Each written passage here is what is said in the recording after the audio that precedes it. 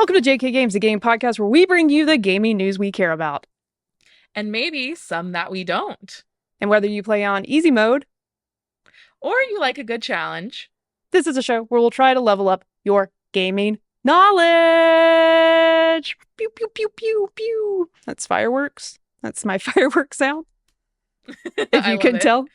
It sounds a bit like laser guns, but we'll go Oh, with it. okay, cool. Yeah, you're not Pew, pew, wrong. pew. You're actually that's exactly what that is, not fireworks. Hey, welcome. I'm Jerica, one of your hosts, and I am joined today by someone really cool. I had some stuff written in the document, but I don't remember what it is, so I'm going from memory again. Just wanted to say, photography extraordinaire. So I know you do photography. Um, you also go to the Game Awards pretty frequently, which is also really cool. And now I'm sure there's other things I can add, and maybe I'll add to that at the end of this. But the kind of funny up and comer, Madeline Stanley, is in the house. Woo! Pew, pew, pew, Yay! So pew, happy to be pew. here with you, Jerica. Well, I'm glad to have you. And it sort of worked out because Kayla is in Disney. So I needed someone to help me out this week. And Madeline was being a cool sport. And I was like, hey, instead of just like being on here as a guest, would you like to actually like do the show with me? And yeah, you said yes. Well, I have to support my fellow Disney head because I love Disney as well. I'm over here at Disneyland. It's Okay. different. Some Yeah. people would say it's better. Some people wouldn't. I don't know. I You don't know know, how Kayla feels.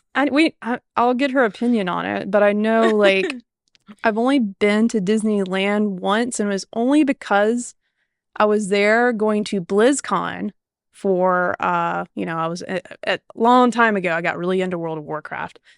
We had gone there and got lost somewhere in Anaheim, because that's Anaheim, right?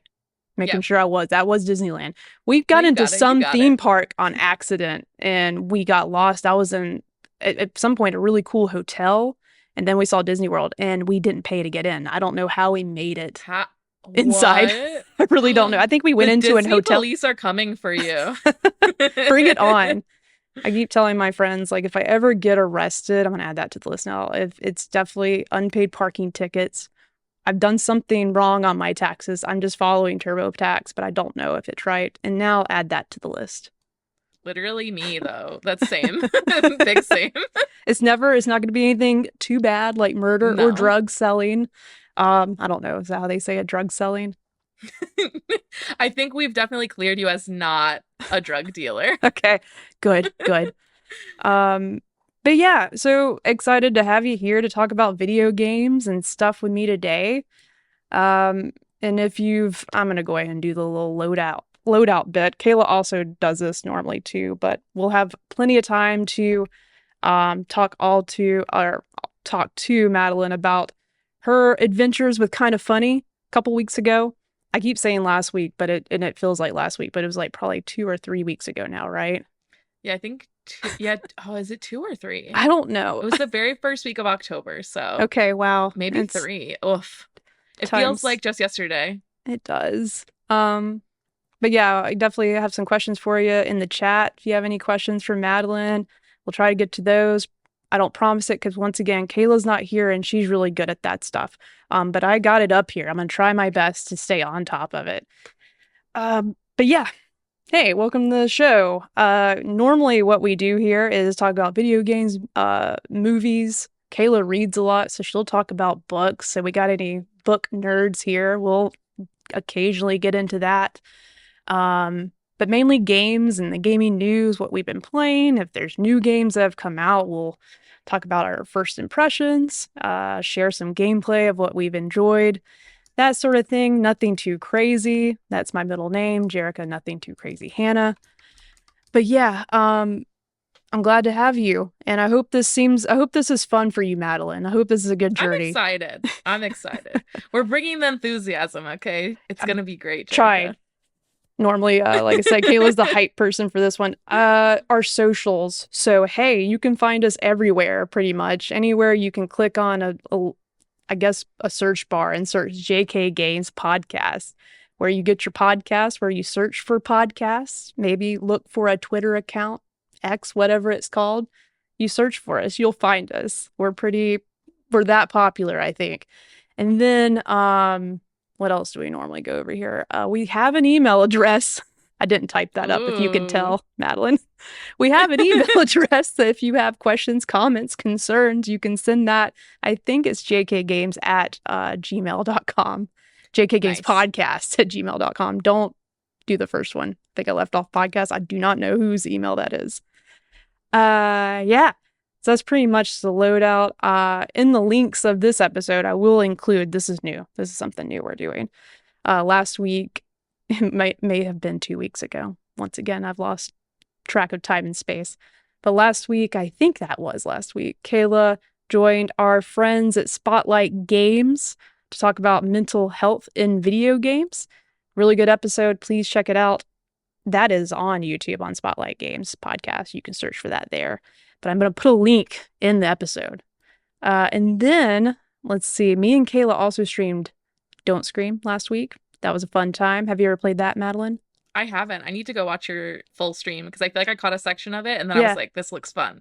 it was a good time. I didn't know what to expect, and apparently they just had an update come out, which I think was going to include a few more situations that can happen. Maybe I can't, don't quote me on this, but it might have been a couple of different maps or locations.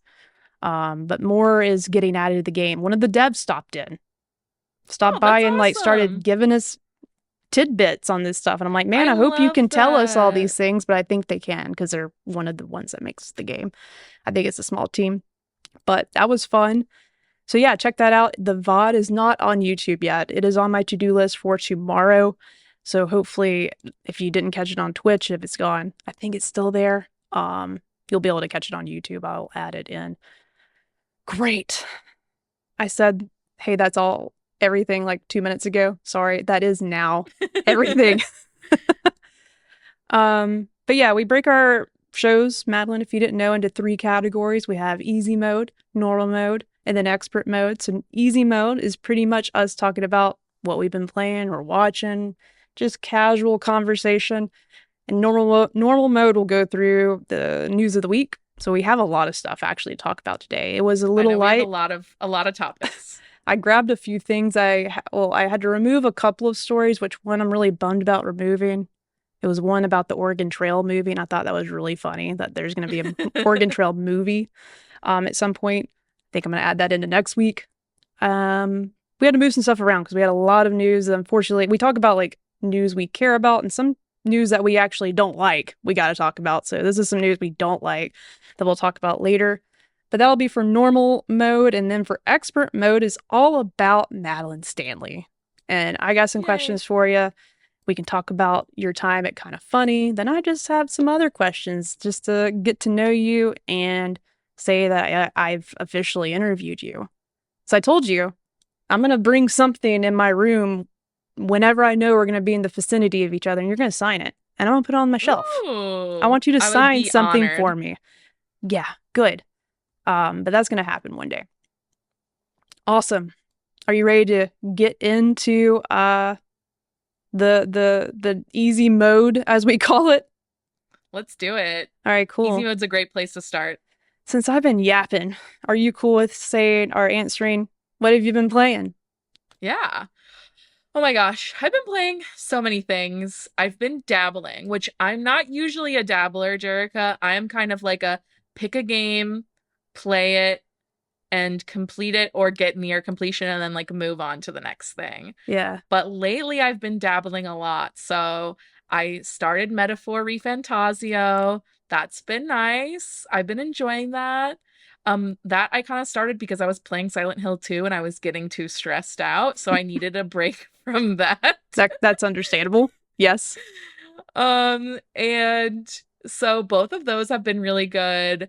I am Personified Royal was my first like big Atlas JRPG, and I'm enjoying like the differences between that and Metaphor, although there's like so many similarities, but it's been cool. Silent Hill 2, that's my first Silent Hill as well, and enjoying that, although very stressful. And then I just started I barely got into it, but started streaming the Alan Wake 2 Lake House DLC last week, and I'll be finishing that up tomorrow on my stream tomorrow night. So love Alan Wake 2. Excited about that. Those are those are like my things I'm juggling at this moment. Just a couple of different games. Listen, it's that season where, I'm gonna be honest, like I haven't had a season like this of games where you sort of have to juggle or you're not gonna get to everything or at least be able to No. say you've tried something. Cause like, I don't know about you, but like if someone's talking about the hot thing, like I want to at least try it, like get my hands Hmm. in there, at least see if it's something that's gonna hook me. Cause I'm like, so many people are enjoying this game. And, I was so excited to have you on the show also because you like scary games. And I Yeah. love any scary, like my found footage is like my favorite movie genre, like for horror. And like that's one of the reasons I played Don't Scream last week because I love that stuff. But I love scary games and I guess I like being afraid, which Me too. it's just a good time. Um, but yeah, like Silent Hill 2, I've also I played maybe I played for about an hour. And it is so good. Like I know it's something that I will eventually give the proper time. Because I just enjoyed the first few minutes of oh, I guess it's probably at least 20 minutes of you just walking through the woods at the beginning. Because I've never played Silent Hill either. This is my first. Hmm.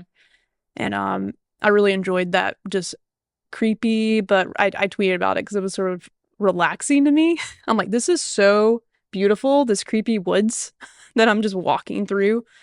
But I was like, they put a lot of work into that Yeah, experience it's and very atmospheric, which like is yeah, perfect around this time because I feel like the beginning of that game is the very beginning is not super stressful because you are just kind of walking around. It's kind of like being in a haunted house, right? Where you're just like, oh, something's out I there. know. Like it's gonna scare me, It's but like, it's like a fun. ooh. And then when you start getting into like the combat, I'm like, okay, now I am actually low key stressed. Yeah, like they didn't play mess around like quickly once you got into town. I had Hmm. things popping up on me and I'm like, ooh, I'm just gonna run because like I don't know how to fight you right now.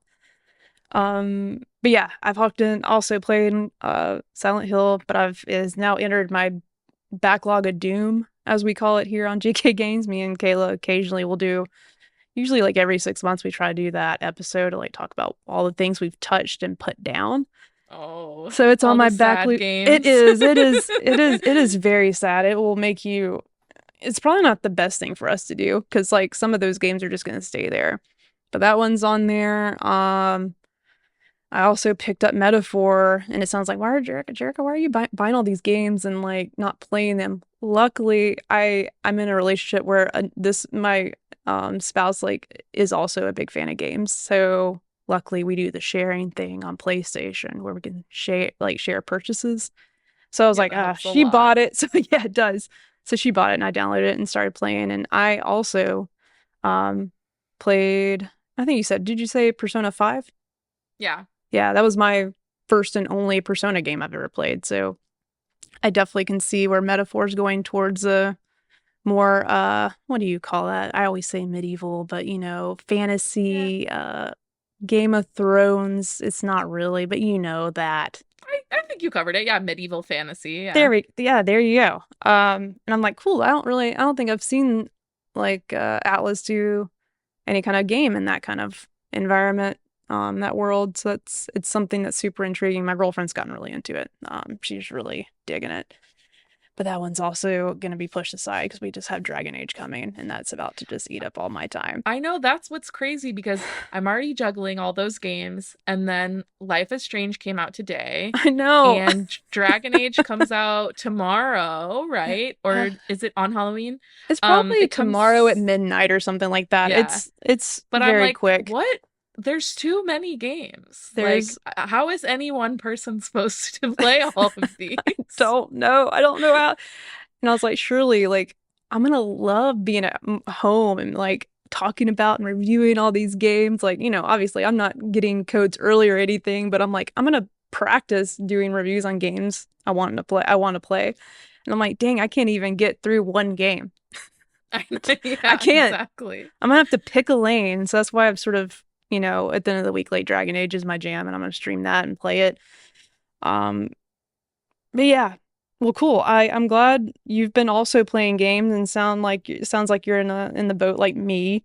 So I don't feel as Hmm. bad. Uh, I also play a lot of Destiny. I don't know if you've ever played Destiny. I haven't, Good, but don't do it. Just don't do it. I stay hate away. it. It's the game I love and hate. Like literally not, I've been told like that's what every Destiny player will say. Like it's a love-hate relationship, but God, I barely have time to play these great single player experiences, but throw a live service game in there and like or anything that just requires you to constantly be playing, I ain't got no time. So I had to put some Destiny away. I had to put it away. It almost killed me this summer. There was just so much to do with like the last, like not the last expansion, but the big chapter ending is over for Destiny pretty much. Um, so I sort of put it away after that because I got so burnt out. It was a great time, but I got burned out. But guess what? They had a new dungeon last week. And then they have starting today, it's the Halloween Festival of the Lost. So you can get in there and get some cool like Halloween costumes for your guardian. There's activities and there's certain guns with certain perks you can only get right now and I just want to cry because like I don't want to do that, but I gotta do that. I feel like every person who I know who plays like an ongoing game like talks about it as if it's like a drug addiction where It they're is. like you should do it. Actually never do it. It's horrible. It ruins your life. But I can't stop. But I quit. But I'm back.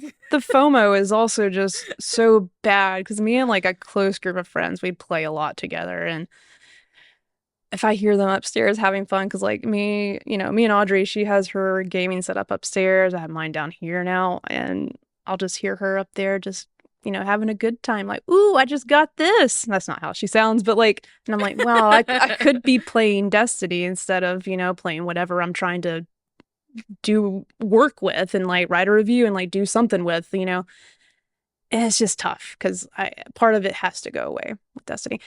I also been playing Destiny though at the same time. I'm just a liar. I'm a hypocrite. I'm always gonna play Destiny, but I am gonna try to not play as much. But yeah, it is a drug.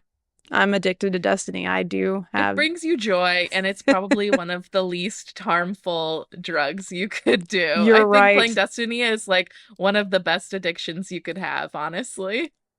You're I right. think you're doing pretty good. Thank you. Thank you. I feel a little bit better about it. Oh God. Anyways, anything else you want to add in here? Um, nothing. I was since you said that Kayla takes the books Yeah. usually. I Yeah. just finished a fun little horror book called Midnight Feast. That was a Okay. fun one. Yeah. Um, it's about this like tiny little seaside UK town where Okay. this rich woman builds like a posh wellness resort Yeah. and the people who live in the town are like not happy about it.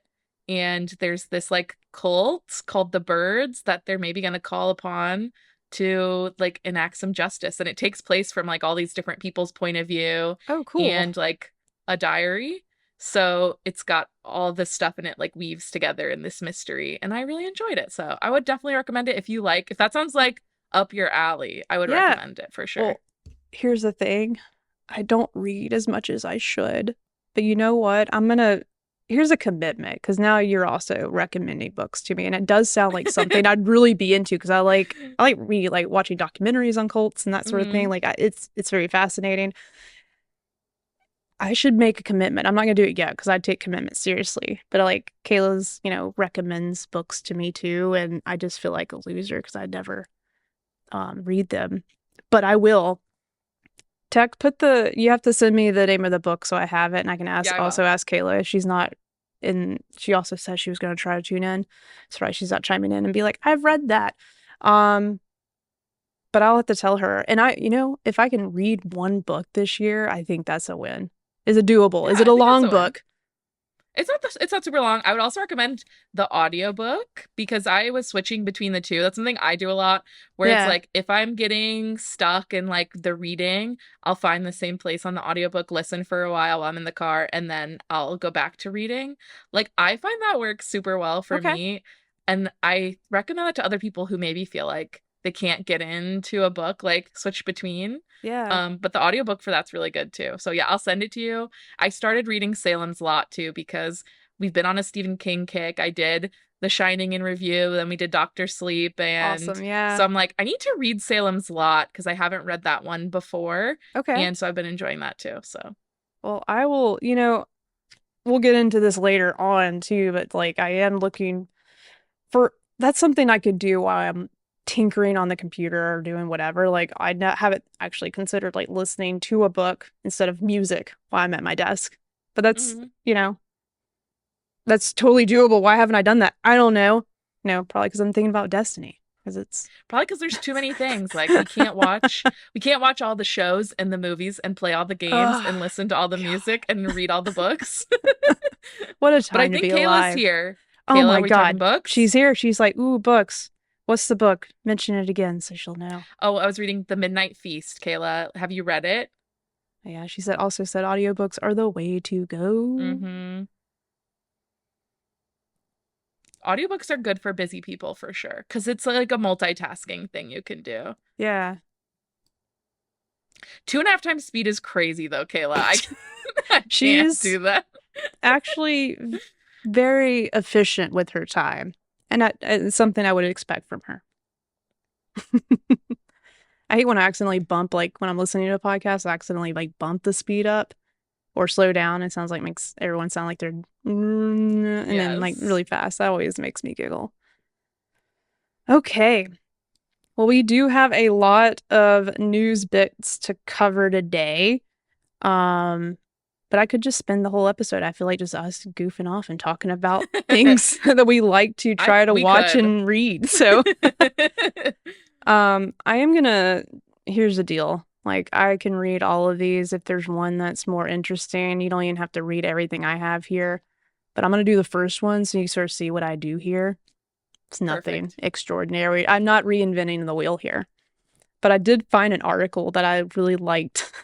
The feature's really cool.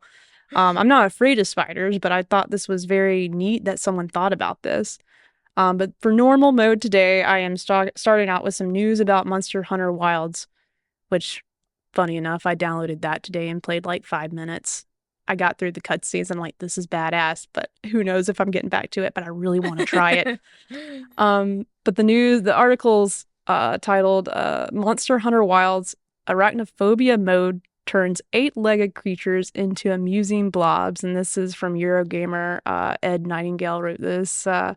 Monster Hunter Wilds has an arachnophobia mode as part of its accessibility offering that turns spider-like creatures into amusing blobs. I had to look up pictures of this. The forthcoming game in this series is as an open beta coming to PlayStation 5, Xbox Series X, S, and Steam. PlayStation Plus subscribers get early access. So that's how I started playing it earlier. But right at the start, and I noticed this when I set it up, I was like, hey, there's that feature. You can tweak the settings and turn that on or off. And yeah, if you're scared of spiders, you can turn it off. I thought that was really cool. And apparently it's in other games. I had no idea World of Warcraft actually implemented this. And then, well, Call of Duty Black Ops 6 apparently turned spiders into something worse. I don't know the answer on that. I didn't click on it, but apparently it's worse. And then Dragon Age Velgar doesn't even bother because there aren't any spiders in that game, so good to know. But how cool. I never That's considered. fun. I have a friend that's really scared of spiders. I don't know if you have any friends that are also like cannot look at spiders. I don't think I know anyone that's like unable to look at them. Like obviously no, I don't think there's so many people that like love spiders, right?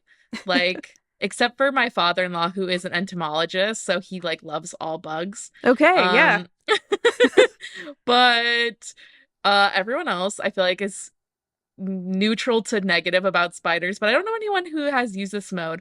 I do know that that game that Bethesda put out as well, Grounded, where it was Yeah. like the Honey I Shrunk the Kids, they had a arachnophobia mode as well. Cool. Because the spiders are like really huge in that game in comparison to you because you're so tiny. Think about And that that. was It's freaking a lot of way people worse. out. Yeah. Is that something that you remember like implemented like later or because of the feedback, I I don't wonder? know.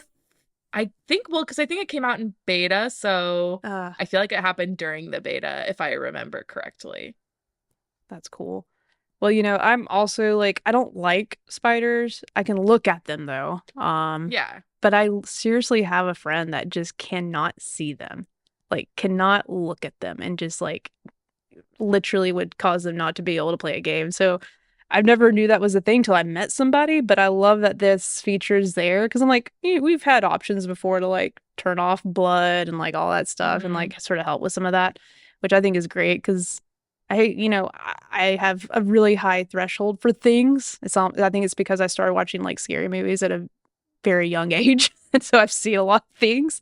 But for those that maybe like really want to be part of this world and like give you the option to not get freaked out. So Yeah, I will never be mad at creating more options for players, for watchers, for listeners, for anything, because if anything, like I just want everything to be able to be enjoyed by anyone who wants to enjoy it. Like this is a net positive yeah. overall. Like if it doesn't bother you, don't use it. And if it does bother you, awesome that you have this opportunity to use something and play a game that you might not have played otherwise. And I think it's great that things are still there, but they're blobs. I wish I could Yeah. turn more evil critters into blobs in more games. I need that option. Yeah, This the next article I pulled is actually because I know you have some connection to it because you've I played it. do. So I'm gonna read through this one and I'd love to hear like your impressions of this story. Um, in terms of classic survival horror, just talking about how it's still alive, scary, Fear the Spotlight and the Hill 2 remake show both like two different ways of updating the genre for modern platforms. This is from Andrew Webster at The Verge. More than most genres, horror feels rooted in time. It started with the methodical Resident Evil on the original PlayStation and is defined in part by limitation like slow pace, grimy visuals, scant resources. Never heard the word scant. Gonna start using that. To help amplify the scares. Many of those elements stem from early awkward days of 3D gaming, whether it was Resident Evil's chunky controls, which made zombie chases even more terrifying, or Silent Hill's just the fog.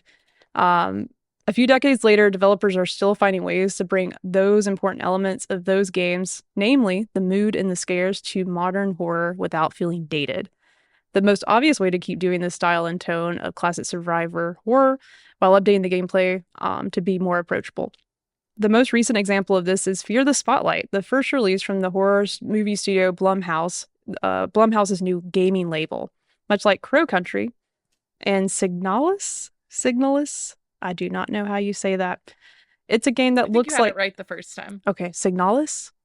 Hmm. Oh, pinky in the air, I got it.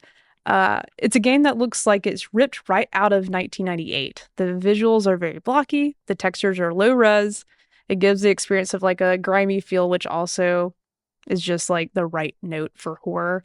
Fear the Spotlight is developed by two people at the team at Cozy Pal Games, or Cozy Game Pals, sorry. And it starts simple enough, just two friends breaking into their high school to perform a seance in the library, just another day. Just But another just day in another high day, another school. dollar, another ghost.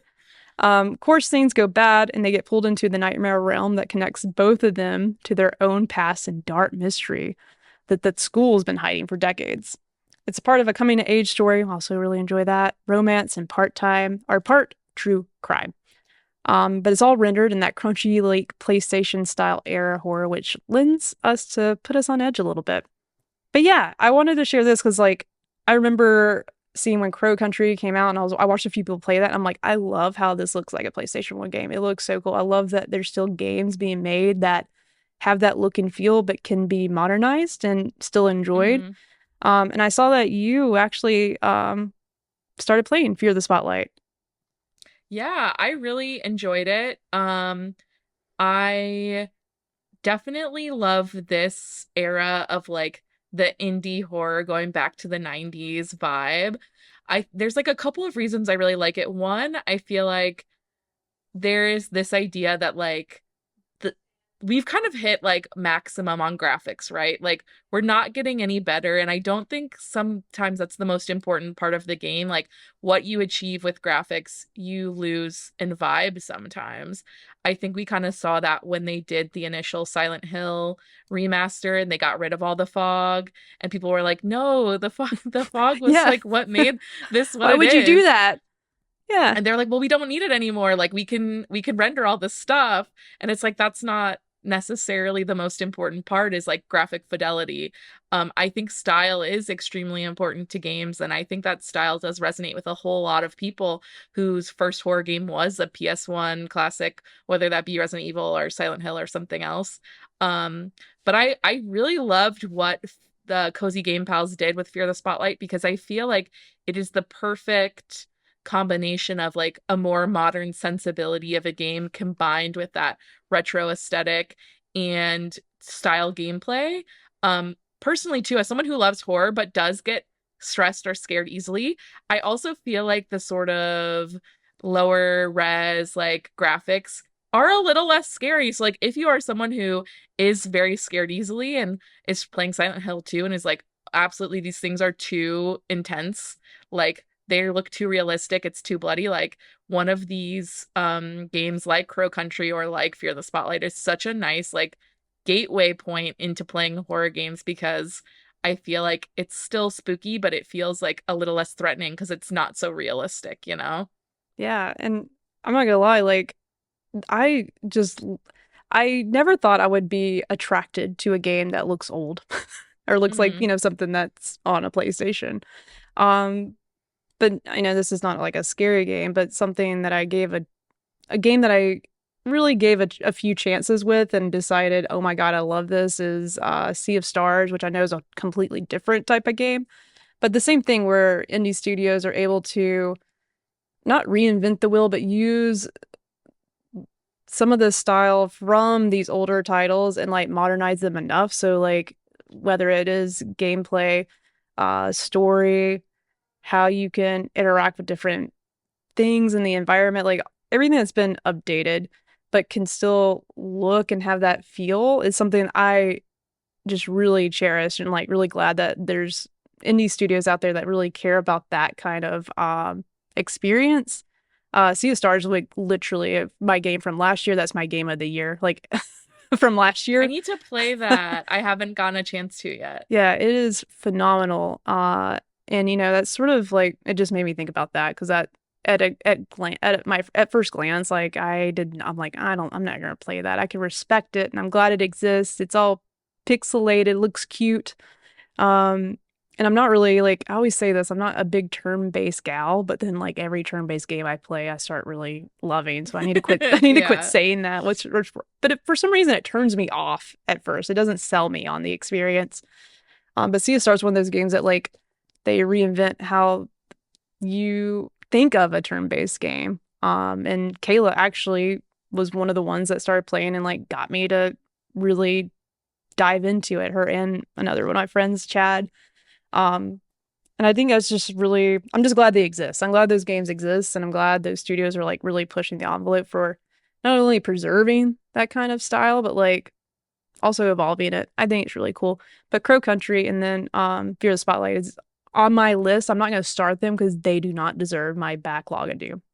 I'm not going to do that to them. I'm not going to do that to You them. gotta wait till you have your full attention. Yeah. And I was trying. I I was. also, Oh, I didn't mean oh, to go cut ahead. you off. You know how I lied to you? Well, not intentionally. Like I was like, I'm gonna have your stream playing in the background, but then it got lost. So like, by the way, I don't have that played. I have some gameplay, and if you keep talking, I can pull that up. Oh, sure. Because I wanted people to see the gameplay, but it disappeared. Sorry, I didn't Yeah. mean to interrupt you. No, I was actually going to talk more about Fear the Spotlight because I Do think it. one of the other cool things that I'm enjoying is like recently, and I talked about this, I feel like on a games cast when I was on Kind of Funny, which is that I like I've hit the point where we're talking about playing so many different games all the time. I really love these shorter experiences. I think Mm-hmm. there's so much room for a smaller gaming experience. I obviously understand like your dollar only goes so far and you want to get a lot of bang for your buck. So I totally understand that. However, like as someone who doesn't have a lot of free time and wants to play good experiences, like I loved the length of Fear the Spotlight and how much game there was there, how much care that was put into it. The fact that it was only made by two people and you got this really well thought out, um, fun to play, cool vibe atmospheric story. And I felt so satisfied when I finished it, where I was like, yes, like this is everything I wanted from an indie horror game. And I'm so glad they had actually, I guess, previously released the game. It came out, it was out for a couple weeks, and then Blumhouse reached out to them and told them about their label or imprint, I guess, whatever you would call it. And they were pulled it back off, like we're able to add some more content to it, do some different things. And I think that was such I'm so glad that happened because I think this was a is a really special game, and I would encourage anybody, even if you're not like a big horror person, to play because it is also a coming of age story. There is like these two girls, and you're kind of figuring out what their relationship is with each other, and you're solving a mystery, and it is scary, but it's like I said, I think it all comes together in this like really nice introductory horror package that I think was such a fun experience to play. And to have like a 3 or 4 hour game that you're able to just kind of like do it and experience the whole story, I think is really special and something that I would love to see more small horror experiences like that. Yeah, I finally got the gameplay up and running, so it's perfectly timed. Excellent Yay. work. But yeah, I agree. Like I love that it's a speaking, your dollar going so far. Have I go back and forth on, how much should I pay for this game? How long is it? If is it worth my money? And I've told lots of folks like you spend $70 on. I'm thinking like the last game that had so like almost it had way too much, but you got your money's worth like Assassin's Creed Odyssey, or Hmm. one of those big open world games where there's literally endless missions, Horizon, that sort of thing. Um, you definitely get your money's worth with those games, obviously, but there is a space for games like this that I really, and sometimes I even think, even for the games I spent so much money on, I'm like, that's too long. Hmm. It just depends. Like, I know I'm starting to ramble, but I have friends that play games like have like two games they play, and that's all they play. I know I'm starting to sound like, well, Jerica, all you do is play Destiny, but that's not the case. Okay, it's not the case. But I do have a friend that like literally just plays Red Dead Redemption, and I'm gonna have her on here one day because I really want to interview her and just want to hear about her adventure. Because every time I hop online, like she's playing Red Dead Redemption. So definitely getting her money's worth for that game. But I don't know, for folks like us, like I really love when I hear that a game is only 5 hours, 8 hours, 12 hours lately. Like it just makes my heart sing when the game's a little Hmm. shorter. So I don't know, like this is another topic for another time and I'm totally off. I'm totally off topic, but just where does it like two people made this game. I still can't believe just two people made this kind Hmm. of game and for this length. Um, where games can go like with these huge studios and these huge budgets where they can maybe pull back a little bit. I don't know. I don't know. But like I love that this kind of experience exists, to your point. And yeah, I just you telling me how long it is, like I didn't realize, the length of the game. I'm instant that sold me on it more than anything. Like, Right. because I'm like, cool, this is something I can actually take on and finish, maybe even before Dragon Age comes out this year or this week. Sorry, this year. Where are we living? It's this week. Oh my It's God. both. It's both. Um, yeah, thank you so much for sharing. I'm glad you've played it because I was really I saw that and I was like, I'm definitely gonna talk to her about this because I saw a Ouija board and I'm sold. So Yeah, it's so fun. And I would also say like I said 3 to 4 hours. That might be on the generous side because I'm a slow gamer. I'm like walking around, like looking at everything, looking at reading every single that's thing, reading awesome. everything Yeah. multiple times. So I feel like someone who is speedier could even finish it faster. I don't know. Everyone has their different speeds. I know I'm slow. I will Anytime I look up like the length of a game of a campaign, I'm always like, okay, add a couple hours onto that for me. say like I'm not gonna lie, like put me into that category too because like I love when a game it's so I I don't know whatever the tutorial or if your companion's like maybe look over there. That's me. And my Hmm. companion's always reminding me, hey, maybe you should check out that because I've spent too much, or either I am lost Yeah. or I'm just looking at stuff. Yeah, they're always like, "Hey, do you want to get back to the main mission?" I'm I'm like, like, "No, I'm looking at this no. rock. I'm like, Excuse it's you." so pretty. Look at this grass. This game looks so pretty. Or I'm just lost and I don't know what to do next. So it's either that or that. Um, well, cool. Also, before the show, I asked you, hey, because I was trying to figure out what news things to pick for this. I was like, hey, you care about BioWare or Mass Effect? And of course, you said you did. So I decided to add in this little Yeah. tweet that we have, with Dragon Age coming out. I am one of those sickos too that's also asking, now that Dragon Age is still not out, but it's going to be out in 3 days, what about Mass Effect? That's also me, because I'm a sicko. But a few people have asked Michael Gamble a few questions, and he responded to those. Madeline, before we dive into this, like, how deep do you get into Mass Effect? Like, how much are you? Is it one of your favorite games? You played all of them once or I twice? So I didn't play it at the time that they came out, but when the Same. Legendary Edition came Yeah. out, I played all of them and I literally platinumed the first two and then I couldn't platinum the third because you that like arena where you have to fight versions of yourself, I could never win that and that's my last trophy for the for the platinum the third game. But that is where I'm at. Like I loved the Mass Effect games so much that yeah, I did everything I could do Yeah. in every single one. I really enjoyed it. It's literally probably one of the reasons that I will play Dragon Age just because I did enjoy the Legendary Edition so much. But I definitely am more of like a space person than a fantasy person. So it's been interesting like seeing people's reviews and opinions of Dragon Age because it's definitely a different vibe than I would normally go for, I think. Yeah. You know, I, Did I you did you play Andromeda is my question because I okay. tried playing Andromeda and I couldn't get into it. Oh my God. Okay. I have a hot take at the end of this too that I won't spend too much time on. But yeah, I played Andromeda. It sucked because I was just so excited for it. And it wasn't a bad game. It was just one of those games. They were running out of games that they could sort of fumble. But that was a game that got fumbled a little bit and like went into development hell. And when it launched, characters looked weird. Eyes were very dead looking. It was very strange. And the story was fine, but yeah, it just didn't compare to the original trilogy. And it wasn't even the fact they had a brand new cast of characters either. Like the companionship was just not the same as they had in the trilogy. Um, but yeah, like I'm Mass Effect one is probably like is in my top 5 games of all time. I need to sort of update that list because I really don't know like what should take number one. Always a few that I'm like I don't know if I could pick, but Mass Effect one's definitely in there. Like the whole trilogy, just a great time.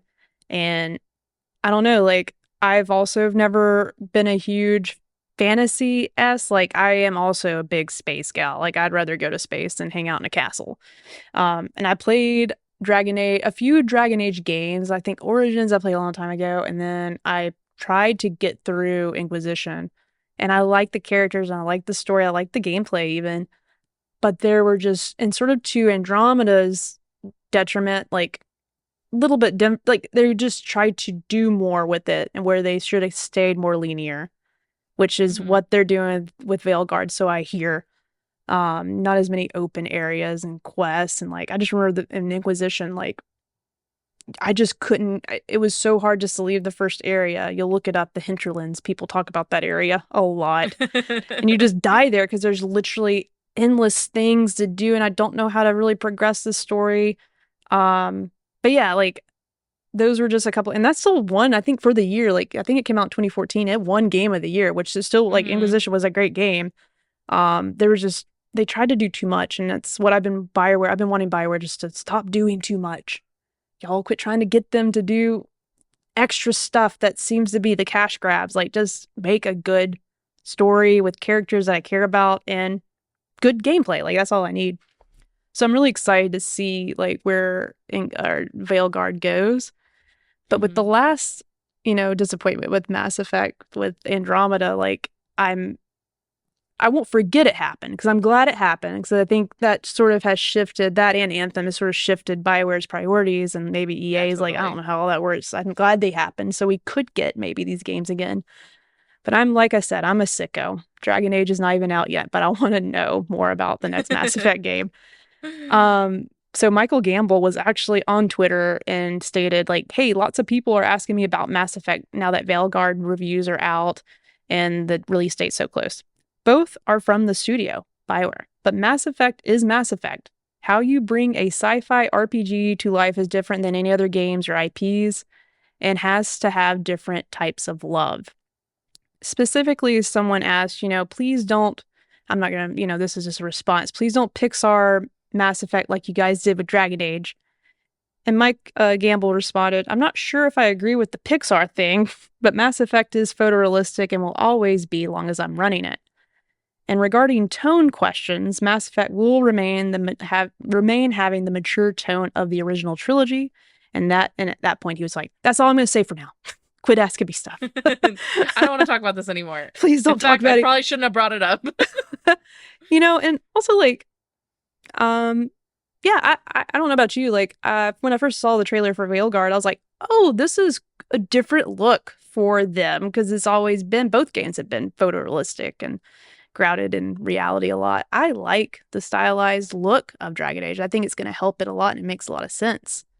I never, in my, maybe your thoughts were different, but I actually never considered that a concern of massive for the next Mass Effect game. I was never concerned that, oh, they're going to also do this stylized look for Mass Effect. I was like, it never occurred to me because I'm like, they can't do that.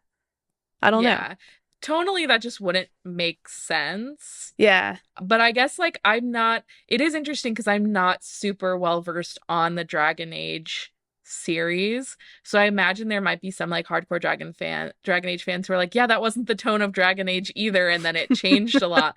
I'm not sure if that's true because I don't have experience with it. But yeah, I feel like it doesn't really make sense for how kind of gritty and grounded Mass Effect is and kind Yeah. of what its inspirations are versus what I think maybe some more of the Dragon Age inspirations are. Yeah. Totally agree. I just never thought that, I don't know, I just didn't see that being a correlation to Mass Effect just because of Hmm. the type of world it builds and, obviously with space and the characters and stuff. Like literally, y'all, we had a trailer that showcased what the next game is. Like I know it's a trailer, but usually their trailers match with what the environments and sort of feel and style of the game's gonna be. But needless to say, people still were concerned. So they asked him, and he was like, "No, you have nothing to worry about." But not to say like that's a bad move for Dragon Age. I know I'm not like the most diehard Dragon Age fan, but I Hmm. think the look and the that stylized approach like fits perfectly. Like I love how it looks, and I love that approach.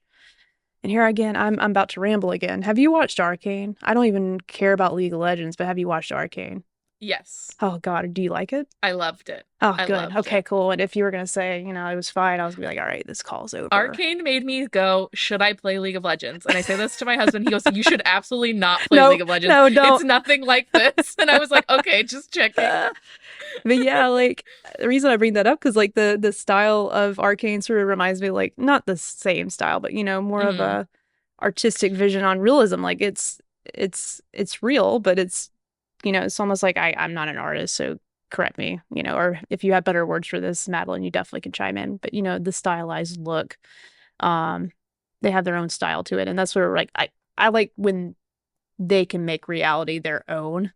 Yeah, it Um, has like a very specific visual identity yeah, that you look at Arcane and you said that's what Arcane looks like. It's a very nothing stark else looks like it. difference. Yeah, Yeah. yeah, and I think it's cool. But yeah, I'm so ready for season 2. It comes out like a couple weeks also. Soon. Yeah, actually, not this Saturday, but the next. So we'll have to connect on that too. I want to hear your thoughts for Yeah, the first I'm next episodes. excited. But yeah, don't play League of Legends because of the show. It's definitely not the same experience. It's a good That's what I game, but it's hear. not what you would expect.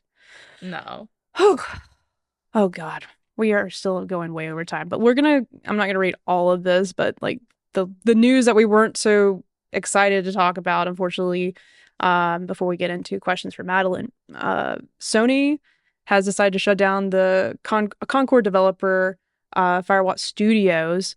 No relaunch is coming, and I'm literally pulling from an article from Paul Tassi. He writes a lot about Destiny, so I like reading his stuff. So I'm gonna pull up this article from him.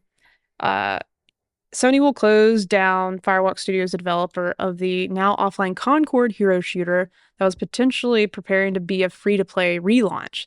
That's no longer going to happen. Firewalk will dissolve, and and break down between layoffs and who may move elsewhere inside of Sony. That's still unclear. Herman Hulse said in a message to staff, and this is via The Verge, we have spent considerable time these past few months exploring all our options. He also said, like, after much thought, we have determined the best path forward is to permanently sunset the game and close the studio. I want to thank all of Firewalk for their craftsmanship, creative spirit, and dedication. The launch of Concord will remain one of the largest video game disasters of all time. This is back to Paul Tassi's article. A title that took years and potentially hundreds of millions of dollars to develop and just shut down 2 weeks after launch to a abysmally, I can't say that word, abysmally low player Got it. count. I'm also, from the South. I know they didn't teach me that word. Uh, so while the shutdown of the game shortly after launch seemed to leave at least some room open for potential relaunch down the line, like a free to play to remove the $40 barrier to entry. If you've been paying attention to the trajectory of the game, it was pretty clear that there was no point to even do that. The price may have been ill-advised. The free beta shortly before launch barely attracted 2,000 players on Steam.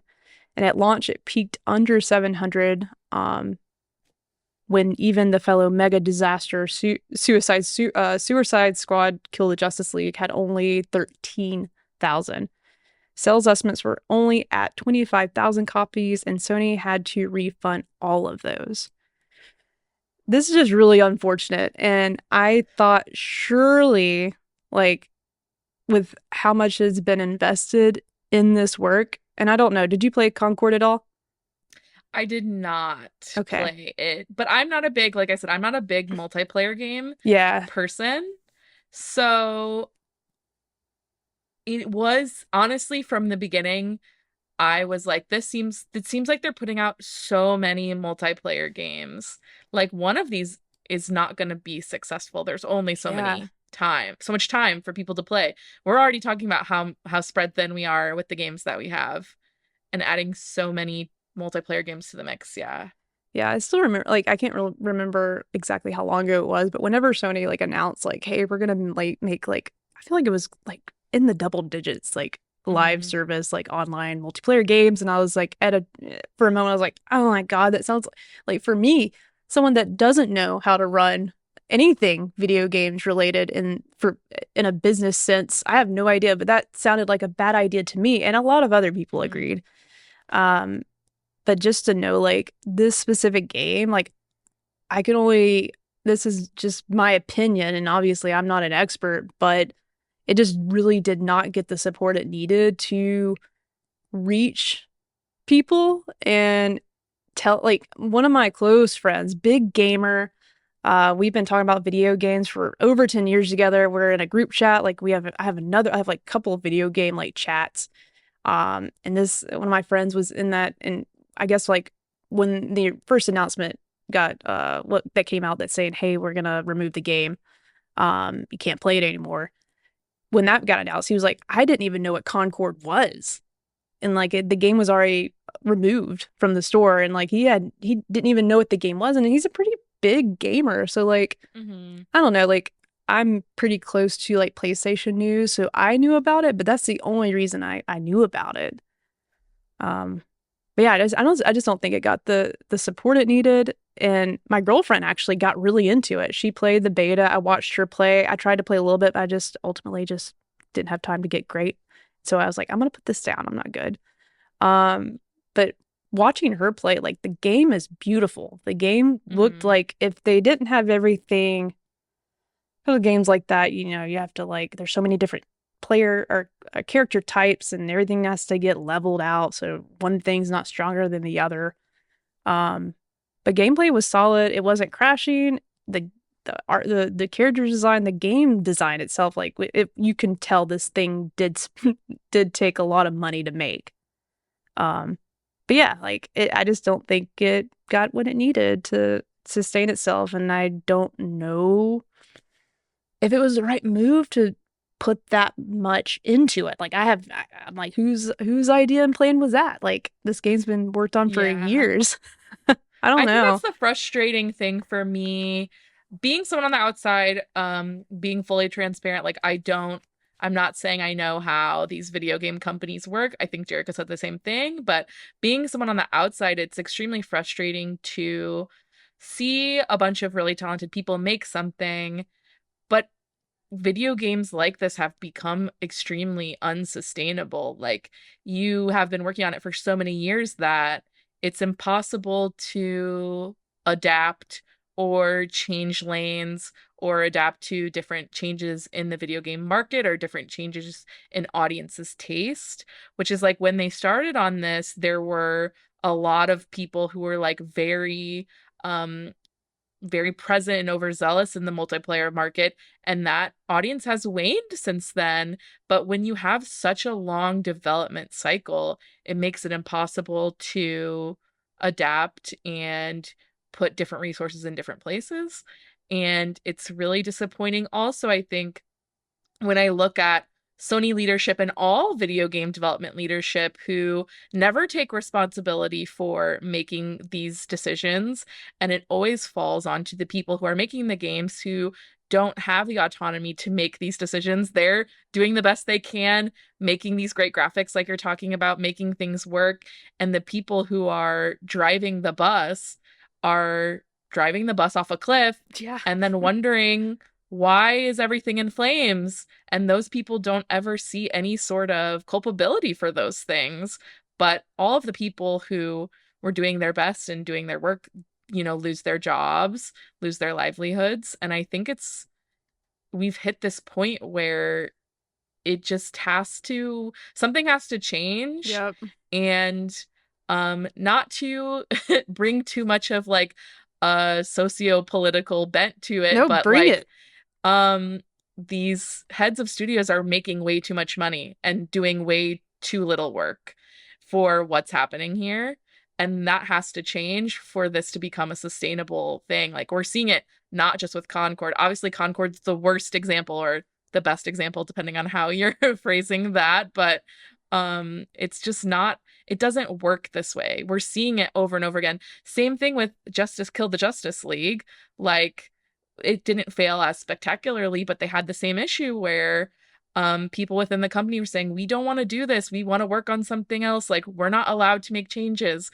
And the leadership is still there, but a lot of the people who worked in those dev cycles have lost their jobs since then. And I just think that's like honestly criminal. Yeah. Like I'm trying to think if I could make these decisions with what I know. Um, I don't know, like is I think the wrong money's being or like the wrong focuses are being focused upon, if that makes sense. That was Right. pretty basic what I just said, but like I don't know, like I look at Concord, I'm like, yeah, it was such a beautiful game and really a lot of talented folks, but why put all your eggs in that basket when I barely have time? A big gamer. I'm a gamer. I like playing all types of games, but I'm only gonna have time to play Destiny. Like one Right. person only has time to dedicate to one of these games realistically, for real. And like where I'm gonna keep coming back week to week, I have no kids. Like now I have a part-time job and I'm still having trouble playing Destiny weekly. So like, you know, I even think like I think a lot about Destiny too, and I won't keep going on this. So, like you would think Destiny's like super duper successful and because like it's been around for so long and it's sustained itself and all this stuff, but no, like just you've read like they've been hit with tons of layoffs and a lot of Hmm. mismanagement, and I don't even know where that situation's gonna end up. I really don't know. I'm surprised that Final Shape was as good as it was and had what we had, like, because just based on how it felt in the studio, based on what I was reading, it just sounded like it was just no one really knew what was going on. So even the games that you would think have it figured out, those studios, like, they don't have it figured out. I just don't think that the right move is the cash grab at the, and it's not a No. small time frame, but like you look at like I guess the popular titles like Fortnite and like Call of Duty and like how do we keep being that game every year or all the time? And I think it's just I'm so glad, Madeline, that The Last of Us online game, that would have been really cool, but I'm just glad that didn't happen. Like I'm glad that got Yeah. pushed out of the side because like It's one of my favorite games. I think it would have been really cool. I also want them to make a farm sim on a funny note. I think Naughty Dog should, me and Kayla talked about this all the time. I want a zombie cottage core farm sim from Naughty I Dog. believe Blumhouse is putting a game out like that Oh, where it's a cool. farm Good. sim, it's a horror farm sim. So you just need to wait a little bit longer. I'll do it. I'm gonna check it out. But yeah, like certain studios, like we were even talking about with BioWare, like I just don't know, like, do I need to put my bows in here to keep these decision makers away and like Hmm. speak to as a player what I'm gonna buy? I don't know, but it sucks. It's so I think unfortunately these things just have to keep happening over, and it seems like it just keeps happening over and over and over. I don't know when it's going to stop, but it is sad. And even for someone like me, that's like, I'm not wanting to go in the game development, but like this industry is, I'm attracted to it. Like it's scary even for me. Like, why am I even trying?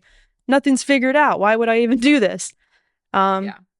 I think it's the same for everybody that's like for you and even the people that are making the games. Like we just love it and we want to love it, but it's just like, the Well, I think business it's side like of it just sucks. with anything that's in the arts, I think it's really scary to tie art and commerce together because I think that sometimes those interests cross, right? Where like something that's artistically viable and something that people are really passionate about make is also economically viable. I think we've seen that multiple times. But I don't think those two paths always cross. Like one thing I will always bring up to people, which is like Alan Wake 2 is like a critical success. It's not a huge commercial success, unfortunately, like when you look at the numbers. And like it's only through a lot of different avenues that they're able to afford to make a game like that. But it is extremely artistically important and has a lot of interesting things to say. I haven't finished The Lake House yet, but I've been reading a lot about it and about how it has a lot of commentary on AI art and how voidless and spiritless and lacking of emotional reality that AI is there. Um, and I think until we find a way that we can subsidize art in a way that's not completely dependent on just what makes the most money, Mm-hmm. we're going to continue to see this because I think artists are going to get burnt out. They're going to make something they're passionate about. It's not going to sell well. And then they're basically told that their art is not valuable enough to keep making. And I don't like to see that. And I don't want that to be the eventuality. But I think that's true especially in video games, just because they're so expensive and time consuming to make. But it's true across all things. Like we're seeing a lot of diminishing musicians and photographers, speaking for myself, and Yeah. authors. And I think we have more resources than ever, but the margins are so tight now because everything has to be the biggest, best success. Like every game has to be Fortnite, unless then it's a failure. And we just saw that with Prince of Persia and Ubisoft, they said, oh, it's not good enough, despite the fact that it was critically seen well and it Yeah. made some money. Like, that's not enough. And I think we need to get out of Yeah. Like, well, that what is enough? mindset. Yeah. Like, Hmm. how can you, what's the money that needs to be spent to support these folks to make the best game within their budget and actually like stick to that? And like, I don't know, it doesn't, and I think to our point earlier in the episode, Hmm. like the games don't have to be super long and they don't have to have these cash grabs. Like, just make shorter games if that needs to be the change. Like, I am fine with that. Yeah. And I might ruffle some feathers and say this too, but like, I know a lot of people don't agree with this, and I wouldn't be excited about it, but also like until they can figure out how to make sure people are getting paid the right amount, and I don't know how to really solve that. I'm just like, hey, these people are really uber talented. I hope they're getting paid well. Um, but also like if we need to, like, should games be more money? Like I don't know. Like I'm at the point where I'm like, I spent, I go to the movies for, I feel like it's almost $40 for me and my girlfriend to go to the Hmm. movies. That's almost the cost of a game, but I just put in, 60 hours of this game. I watch Right. multiple movies at this point. Not saying a game needs to be that much, but like, I don't know. Like, I don't know. I don't know the solve either. I still feel hopeful that eventually maybe this will figure out because of the amount of situations like this that keep occurring to where Hmm. the talent just will not give up, but there won't be as much. So it might be forced to get smaller. I don't Yeah. know. Well, and I think the most important thing, like obviously there needs to be a systemic change. We as individuals who are just Yeah. game enjoyers and on the outskirts of the gaming industry, I think the most we can do is support other small gaming industry people. Like if you're watching this right now, subscribe to JK Games podcast. Like this matters. It's just, $6 and you're enjoying this lovely podcast. Like this takes time to make. It's important.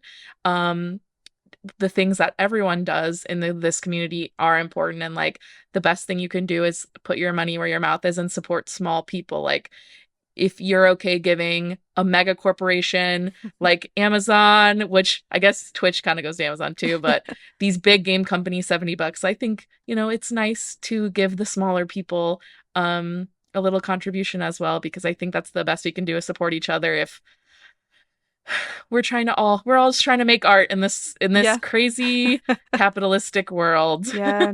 And just computers are trying to run the planet. Bring it on, Yes. computer. I'll fight you to the end of time.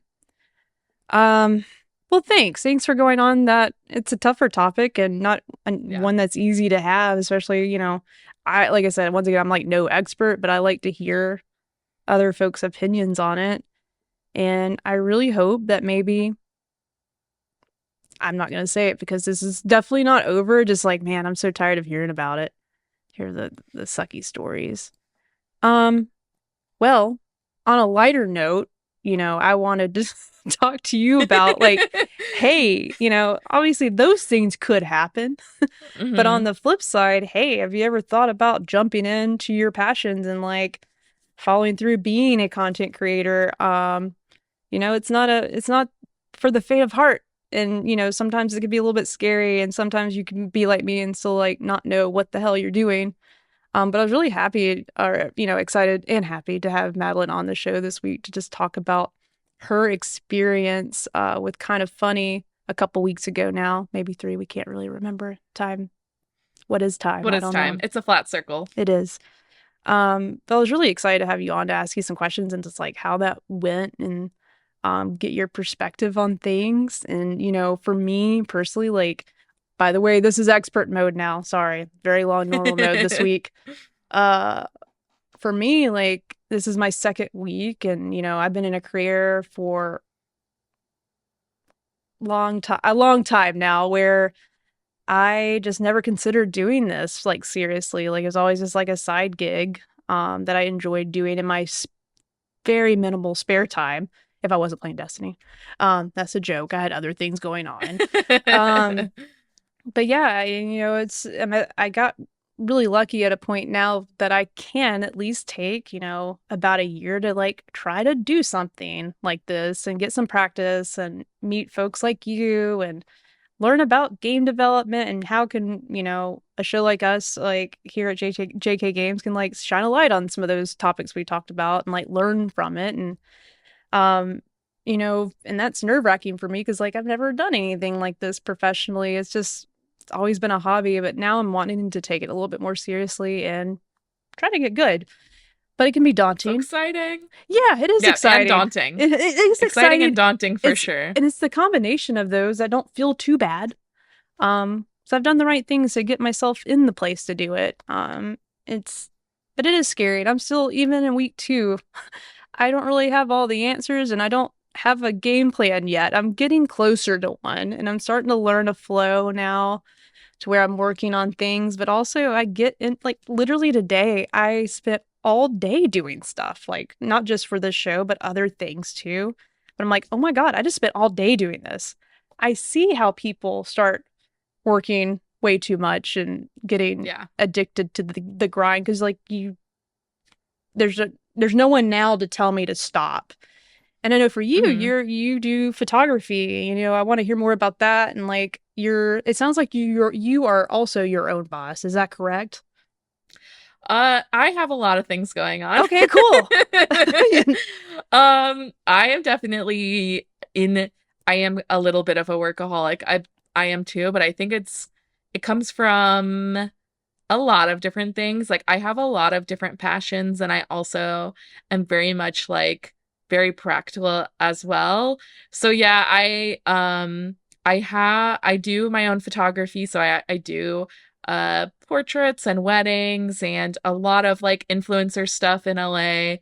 I do a lot of fashion as well. I work pretty consistently with a brand called Tuck Shoes. And they make very cool like alternative shoes and they're very comfortable too. So Cool. I love that. But then I also have like the more corporate side of what I'm doing, which I'm doing a lot of photo editing for corporate clients, and that keeps me very busy as well. And then I also, yeah, do Twitch streaming. And Just throw so that in the I mix too. just throw it in the mix. And then somewhere in between all of those things, I try to like have a life where I go take boxing classes and see my friends and all of those things. So it can be a lot sometimes. It feels very overwhelming, but also I don't know, yeah, I just have a lot of I think it's something that I was questioning a lot while I was there at Kind of Funny, which is just that like how do you and I'm curious like your opinion on this, like how do you focus in on what you want to do if you want to do so many things. I feel like sometimes like everything is calling to me. Like I love photography and I love Twitch streaming and video games, and constantly feel pulled in multiple directions and feel like I'm almost like at a disservice to myself trying to do everything, but I also love everything. So I don't know how you feel. Like do you feel like it's always been your goal with JK Games and just like life, like to get to this point, which is really awesome, by the way. Like, congratulations. Even if you're stressed and anxious and also excited, it's still like really awesome. So, Yeah, I always feel like I'm but about to yeah, how just do you poop feel about it? I'm gonna poop my pants most of the time. That's how I feel. Yeah. Um, but like to that, it's hard to pick a lane, and like I do have, I've been told I'm like a bag of marbles a few times because I like to do a lot of things, and I think I Hmm. don't think it's a bad thing. I think it's a great thing. Um, but I remember reading like an article, and I'm trying to remember. It was a comic book artist, and I don't want to quote because I don't know if it was them or not. But basically, um, I don't draw. I can doodle. I do really good in Canva, but I know creativity in that aspect is very challenging, and I couldn't imagine just drawing something from memory. Um, and even for artists that do like comics or animation and that sort of thing, like every page is not going to be, and I think this is good. They were sharing this like tip because I think it's good for anybody, whatever you're doing, it matters. And it's like you're never going to have 100% of your work be like, or your whatever the page you're working on is never going to be 100% perfect. Like there's going to be pages that are 70% perfect. There's going to be pages that are 55% perfect. And like, it's just the comfort that you have. Like, where do you want your average greatness to Yeah. be? Um, and that's sort of what I've been doing probably the last couple of years with JK Games is like, I know we're not the best podcast. Like, literally, I know it's just my second week, but we did not start on time. And I'm not being hard on myself. And you're like, oh, you're going to be hard on yourself. Like, but no, that's like something I want to get better. I want to be above 50% great with that. Um, so with having a lot of different things that you want to be great at, like you're going to have to, there's something that has to go because you gotta, Hmm. and where do you want to be? Like, how good do you want to be at said thing? Um, and I think I had to get okay with saying, I'm not 70% here. Like I'm definitely going to be at the 60% for a minute until I can move something else around. And that's how it was because I had a full-time job and, very, it just took a lot from me. So when I got home, like I barely had energy to like play the game. Like I just wanted to rest and like turn off my brain. So for me, like I knew eventually, like if I wanted to get any better with specifically, and I had to identify what do I want to do? Like what's the thing about this that I enjoy the most? And I'm gonna be honest, like I don't like streaming a lot, like because it's just maybe it's something I'll start to like now that I have some Hmm. time to try. But right now, I know like that's not the thing I enjoy most. But I think what we're doing right now is the thing I enjoy most. Like I like Right. talking to people and just you know what is it? Cutting a rug, but that's dancing. Shooting the shit. There we go. That's dancing. Yeah. And just talking about games, like, and reading about the news and games. Like, I love that so much, and just hearing, reviewing games. It's a passion, and hopefully, I'm maybe convincing someone that wasn't gonna play to play it because I liked it. I want them to be able to enjoy something I enjoyed and have that. So yeah, focusing in on what you enjoy doing the most, and then, how good do you want to be at the said thing.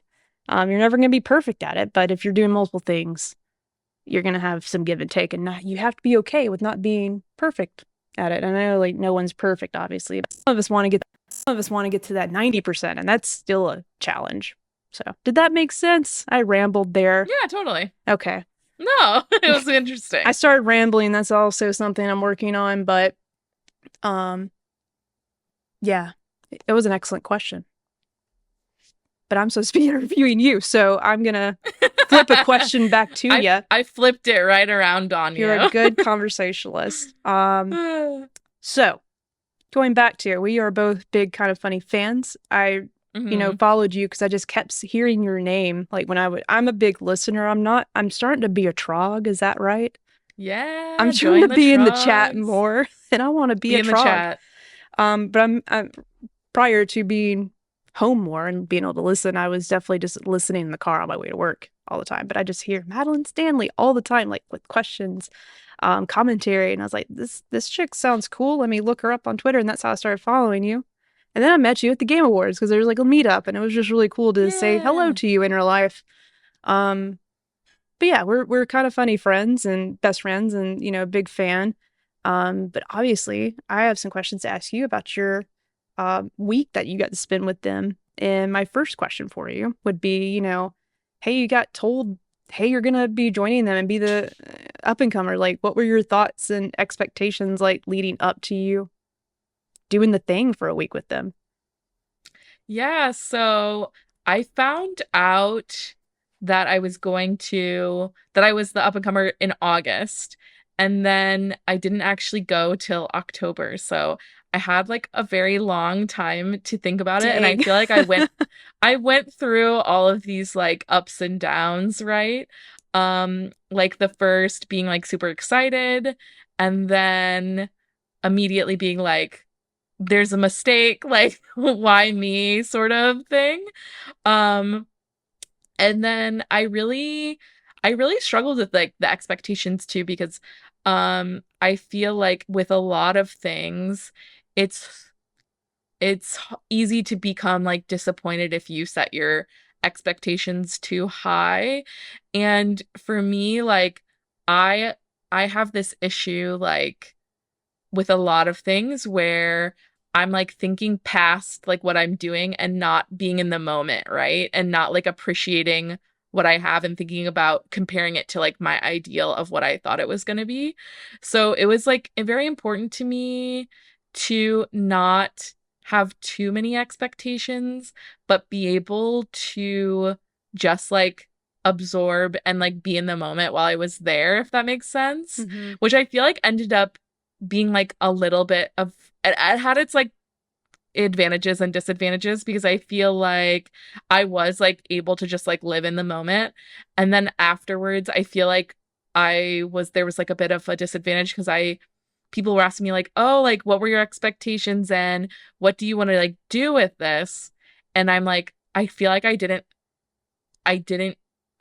think about it in that way, which I think is both like another thing that's like both positive and negative because I was kind of using it as an experience just to experience it. Like, not very often do you get to like meet people that you've looked up to, that you've kind of become friends with, and get to do something that's really cool that you never thought you were going to be able to do. And so appreciating that kind of like at face value. Um, because I think there's a lot of pressure when like given a platform that like you have to do something with it or it's like a failure. And I didn't want to look back on my time with Kind of Funny and think of it as a failure if I didn't like quote unquote like capitalize on it, if that makes sense. No, So I yeah. didn't want to look at it as like a stepping stone to something else. I wanted to look at it as the experience that it was. Does that make sense? It makes perfect sense. And I think it's a very adult way of looking at things, Madeline. You're amazing. Yes, Oh, thank like you. you're amazing. Yeah, like I think it's so important because like it is easy to get wrapped up in all the fast paced and like movement of, like yeah, to your point, like it's some folks you look like we look up to and like it's they've been doing this a long time. So of course like they have a lot of experience and that can be also where it sort of keeps prevents you from like just living in the moment and like for me like Hmm. it's almost like hard to change lanes and like pretend like just be in it, just pretend you're in it and you've been Yeah. here, right, and you're good at what you do. But no, I think that makes perfect sense and it's easy. I say that like when someone I'm almost like when you can go to a concert sometimes too, like I pull out my Totally. phone, try to record the concert instead of just like being in the moment. Like I think a lot of like a lot of situations like that and um, it's important. I'm gonna remember that too. Next time I do anything else that maybe where I'm getting distracted or thinking too far ahead of myself here, or like trying to plan too much. I'm a big planner, and that sometimes gets in the way of just the natural flow of things. Yeah. I think obviously planning has its time and place. And I did a lot of planning with them. Kind of I know I'm like getting ahead of No, maybe one of the questions you're gonna ask, but no. uh If it we leads did a into lot it, of go ahead. we did a lot of brainstorming and like basically they kind of approached me and they were like, "What do you want to do while you're here? Like we will um figure out like pitch us anything and we'll tell you if something's not possible, otherwise we're going to make it happen. Like if there's something that's impossible for whatever reason, like we can't do it, but anything else is like fair game basically. Like you tell us how you want to use every person, like everyone's down to just like do whatever you would like to do." So I threw out like so many ideas and like initially I wasn't going to have like so much presence on every show. And then I came in with all these ideas and they're like, let's just like put you on everything. And then I was on too many things and Joey was like, you're on like 5 shows on Friday. Like we have to figure this out. And I was Yeah, like, you I know what? noticed. I was just like, damn, she is on so much content. And Yeah. I think that just goes to say, like, no, like, I, I'm glad you got to do that. And your ideas, you had so many ideas that ended up matching and being a good placement. But yeah, I also would think, God, it's also tiring. Like, did you Oh, find yourself like so tiring. getting a little tired, getting the vocals getting a little Yeah. dry? Definitely, I was not used to talking like all day, every day for 5 days in a row. And especially by like Friday, I was like, actually, Friday ended up being a really long day because I like I did every show on Friday and then we went out to a movie with Joey and Roger and Leanza and then I went to Nick's comedy show that night too. So I literally did Damn. like a full Kind of Funny day on Friday, but Saturday I was dead. I was like sleeping on the plane. I could not keep my eyes open. Yeah, that's a good bookend though. Like go out with a It bang. was. But man, what? Yeah. Yeah, because I'm also like, I love doing stuff like this, but I need my introvert time because I do Hmm. like being to my with my own thoughts a lot. Which I might feel a little differently like stepping into the new world where I'm just sort of at a computer by myself. I might feel the opposite because I've come from an environment that is full of people all the time, almost too many, where I can't sort of have like that kind of connection like individually, just like a whole I've been working with a lot of people all at once, um to now just myself, which is really great right now. But yeah, that's the tough thing about it, like having you know even just this week, like I'm doing this with you and I've done so many shows. I used to, like, me and Kayla do our podcast like once every couple weeks because also she with her job it's hard to balance our time too. Um, so even just doing this with you, and I just did something last night. I did something like before that, 3 days ago. Like that doesn't sound like a lot, but even just doing those, like it's catching up with me. Like, and I'm having to, Hmm. sort of use that muscle a little bit more.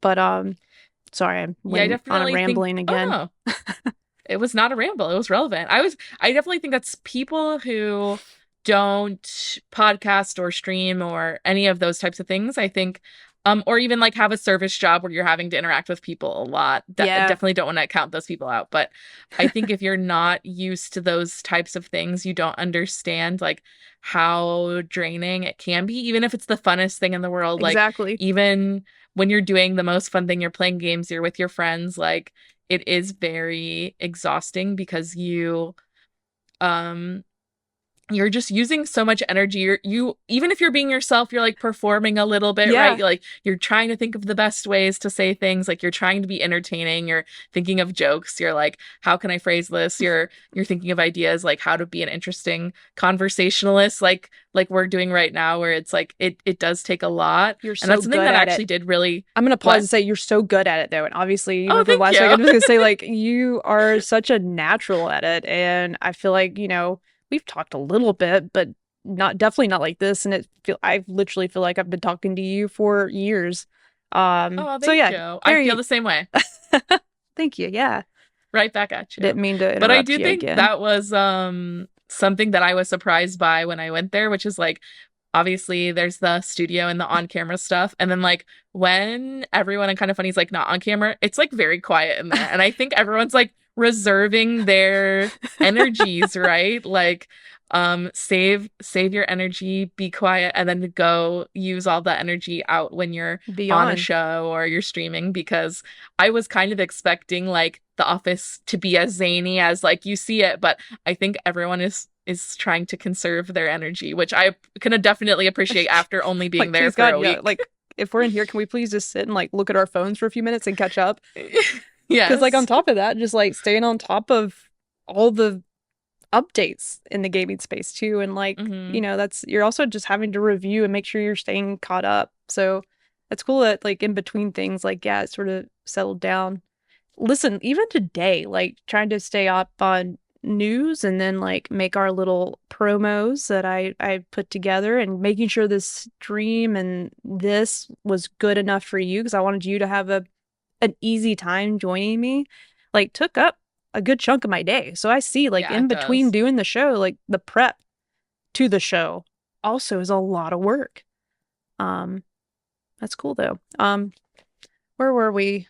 Uh, Another question for you because we're getting close to the end. We went way beyond. You were like, hey, hour, but I also can go longer. You should have said that because we have definitely went longer. That's I will okay. have Give the people what they timestamps. want. I will have timestamps on this video for us on YouTube, of course. But everyone that's been hanging out with us so long, thank you. I know it's been good convo. Um, okay, so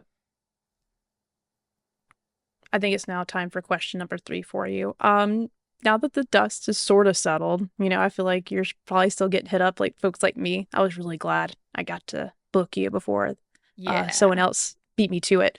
What are some takeaways you have from the experience that maybe you'll blend into your either if it's your streaming, your photography, gigs and other projects, that you've shared with me, or you got your hands on a few things, like any takeaways that have sort of brought new life to those things, or I don't know, perspective on life in general. I don't know. Like, yeah. Yeah, I think there's definitely been a couple of things that I've definitely thought a lot about since then. Like one of my big things that's like, or one of the things that's a small thing, but something I keep needing to remind myself is like, it was so impressive to me, like how timely everything that they do is, and something that I'm so bad at, which is like, I'll make a TikTok or like take a photo and I'll post that tomorrow, and then tomorrow turns into next week, and then I'm like, dang, it's like not really relevant Yeah. anymore, but I still am proud of it. So I guess I'm gonna post it. And that's something like I need to be a lot better about, is like sharing things that I'm excited about like quickly, and not necessarily, it doesn't have to be perfect, but it's relevant to right now. So that's not even something anyone specifically like told me. It's just something I observed. Like I'm like, oh, when something funny happens, like someone's clipping it out immediately, it's going up, and people are still excited about it because it just happened. Yeah. And it's like, oh, if you wait a week to do that, then people are like, oh, less excited. So it's something I'm trying to get better about. One of the other things I think was trying to find a happy balance between doing something you love and doing something that is like relevant to other people, because I think it can swing into one of those too far like very easily. And obviously like, if you're just doing something for the love of doing it, like please just do that. But if you are trying to build something, whether that be streaming or a podcast or a social media following, I think it's important that you're posting or saying or doing like something that people are asking for, but also something that you're passionate about. Like something that I had to learn with streaming, which is like I have to play something that I'm enjoying, otherwise it's not fun for anybody. And but I also have to enjoy it enough that like I would be happy streaming it to one person. And like if that's good enough for that for me to do that, then I can find an audience for whatever it is I want to do. Like I love playing horror games, and even if there's one person watching me, like I'm still going to have fun doing that. If it has to be a lot of people watching you for you to have fun, then maybe that's like not the right topic or game to be in.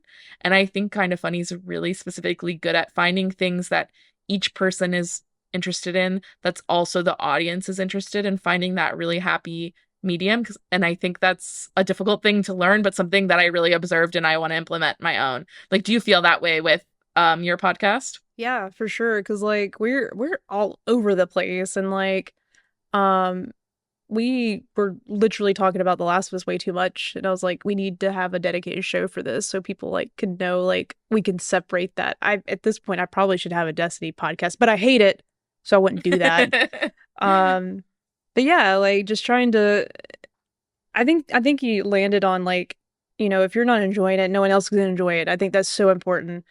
I really want to also get really into streaming, but I think that's something I gotta figure out too, because like I'm just not great at like talking into a mic while I'm playing a game. So I gotta figure Hmm. out what works for me. I haven't really figured that because I want to stream and I want to be doing that. I just don't know how I can interact with somebody where they're enjoying it. And I might have people Hmm. that are tuning in that are enjoying it, but like I don't know that. So like, I just for me, I guess it's just gonna take practice and see what kind of engagement I get. But I like to your point, like I think I'm gonna stick with that. Like I'm gonna stream like only the things I really like. So I'm so excited to stream Dragon Age, and I think that will be the perfect game for me to stream because like I like to pretend to be in character. I want to make the character with everyone that's watching. I think it's gonna be fun. Like I might name my character Scooter, like I did in Starfield. Like I love just a little cowgirl in space. I can be a cowgirl in the Veilguard, like whatever. Um, that I think that's gonna be sort of my thing. Like I just stream like the games I'm really into.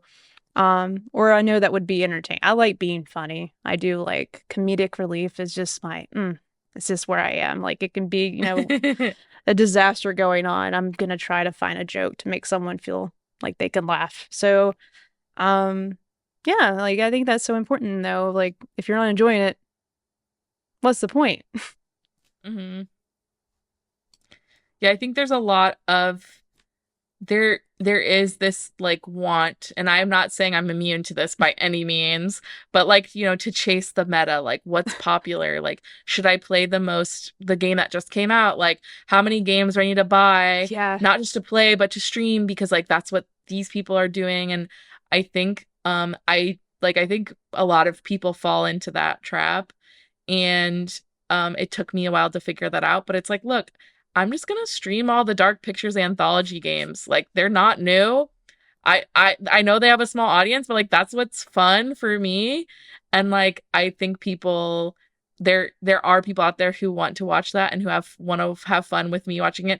I streamed Heavy Rain, a game that's like I don't know how I'm old at this point, Sean! and I just like doing that. everyone Jason Jason! uh And everyone's like, most people have seen it, but it's like, why not? It's fun, and I'll find some people who want to watch. And like, if no one shows up, then that's okay too. And like, I still got to play a game that I loved. That's it. And I think that is like the benefit of it not being like my sole source of income, right? I'm able to like be a little bit more chill about it. Um, but that's kind of how I look at it. There's this chick on Instagram. It's definitely a parody. When you said my sole source of income, it made me think of the lizard lady. Do you know what video I'm talking about? No.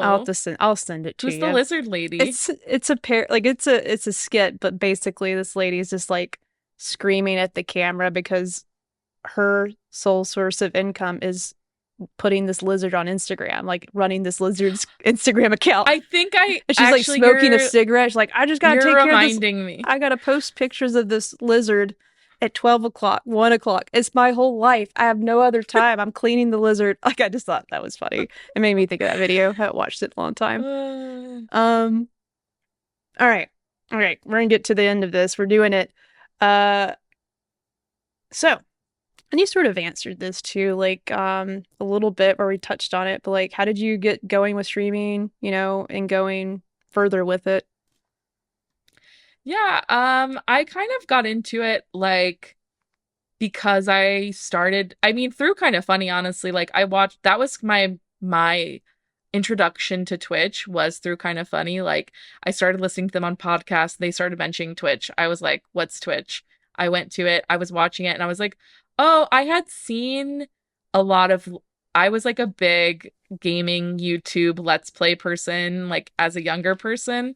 I followed a bunch of different channels, but I didn't really understand the live aspect of it.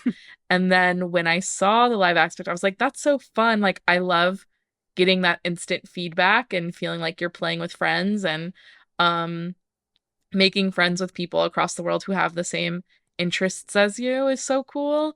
And I also feel like I saw a space, and I'd love your take on this as well, like being very few women in the gaming space, and then especially like women in horror. Like I Yeah. feel like those two niches are don't have a ton of women in them.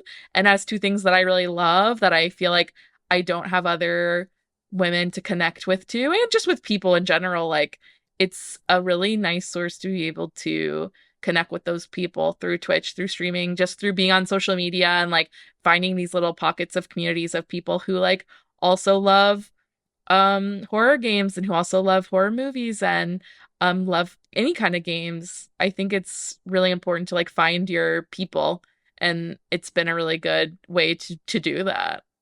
Yeah, I think that's probably the coolest thing about what I get to tell other people that don't really understand. I told, a couple of folks that I've worked with before, like, hey, I'm actually got two things I got going on this week, and I'm actually interviewing someone. They're like, what, for a job? I'm like, no, like I'm interviewing them about what they do when they stream video games, like trying to make it very simple. And it just like was like that just did not click with them at all. And I think there is something Hmm. very special about a podcast group of friends that not only do we talk online, but like we also engage like this. And I think that's just, it's unique. It's very unique. I don't know if this kind of thing exists anywhere else for real. Like where you can also play a game together, you can stream it together, or you can hop Hmm. on this and stream just talking about them. Um, but no, like, especially for, other women that are doing this, like it is rare. Like when I actually was lucky and like me and Kayla met each other through in real life at work and we just started talking about games and then one day I was like, I've always wanted to do a podcast. Do you want to just do this with me? And she was like, yeah, let's try it. And like we've been doing it for 3 years. And like I I love was so that. lucky and not because she's a lady.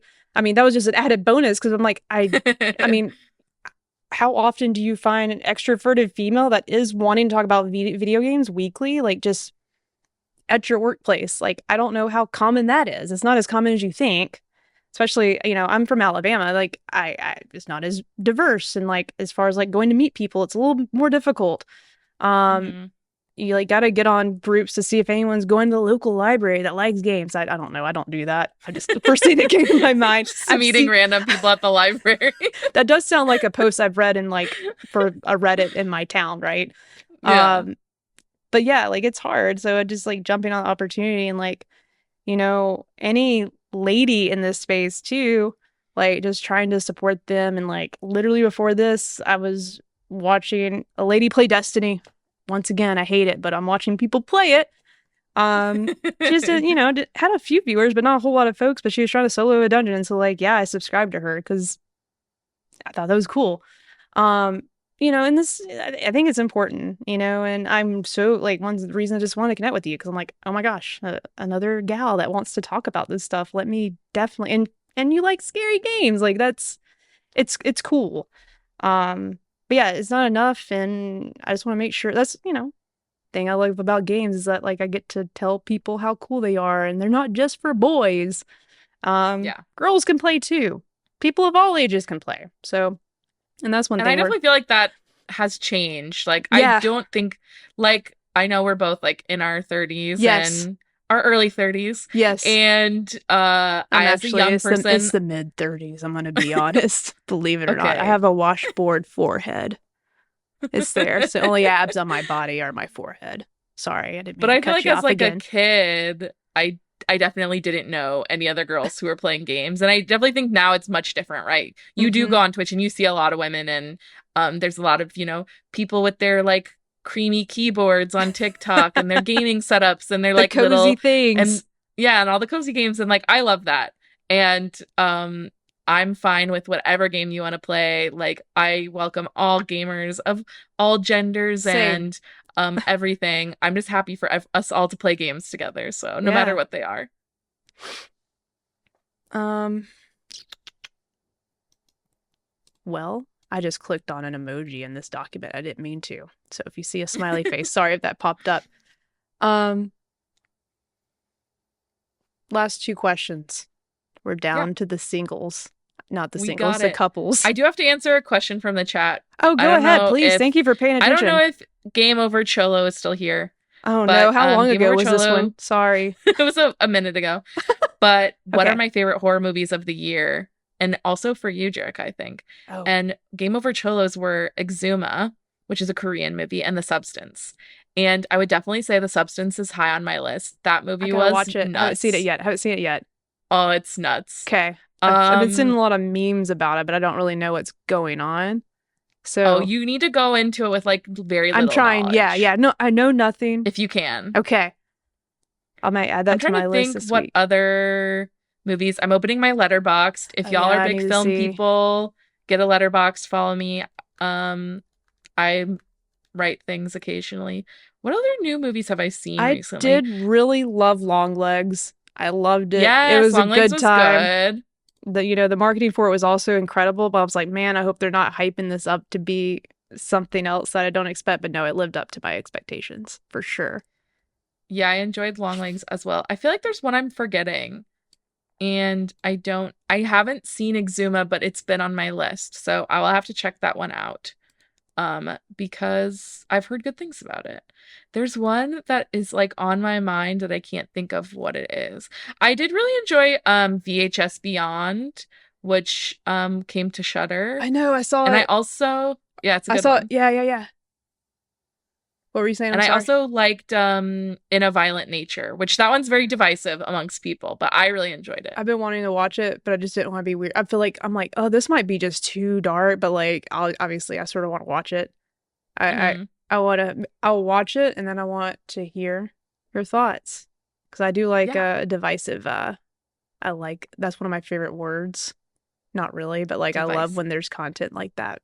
So, um, Look, if art elicits a strong emotion, it's doing its job. okay, That's what I think. I agree. Did you see I think Late Night with the Devil? I did. I liked it, but I didn't love it. It was like good for I me. love the setup.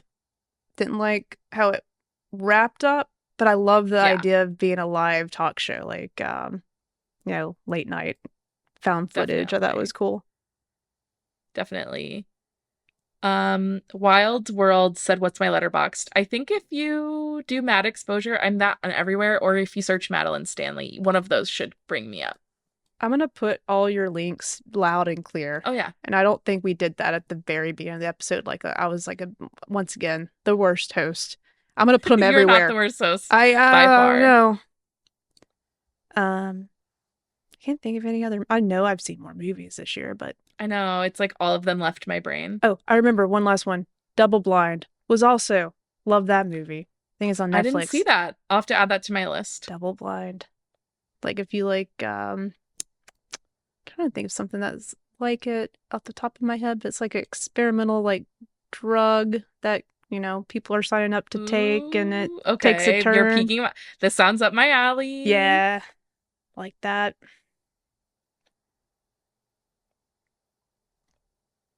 Awesome. Did we Just answer wanted all to the get that thank you. question You're in the there. best. Thank you for looking at the chat. The poor chat, like if they were my children, they'd just be starving, which I shouldn't talk about starving children, but my starving Oh children, I'm no. so sorry. Let me We let you see you, in. chat. Let me get you some milk. I don't know, that's what kids like to drink, I think. Milk. Chocolate milk. Uh, where did my note go? Oh, I've minimized it. Hold on. Okay. We got 2 questions left. And we can answer this one a little bit together, just like tips for anyone getting started, which we sort of touched on. I know I did. I rambled on and Hmm. on. But yeah, and I think you touched on it too. Like, did you have anything else to add? Like if anyone else was thinking about doing this too. Sorry, Yeah. I had like a hiccup. It's almost like I was coughed. That was a weird hiccup cough. My tip, and I have said this to like, um, I will say like one of the best things about being part of the Kind of Funny community is like the built-in friends. And I've met up with so many different kind of funny people. I was very lucky to meet with you. I met up with a bunch of people at the Game Awards, at Summer Game Fest, just at um when they did like the Game Awards orchestra here in LA. Like I've done so many different things where I've met up with people. And the thing I tell everyone, which is like, if you're thinking about doing something, whether it's starting a podcast, starting a Twitch, doing YouTube, or even just like making TikToks or whatever it is, if it's like anything, like just do it. Like I know that is a very simple thing to say, but you're never gonna regret having started. Like you will regret it in a year when you haven't started your podcast and you don't have any of that stuff under your belt. But if in a year you don't want to do it anymore, you can always stop. But like just do it because you have something to say.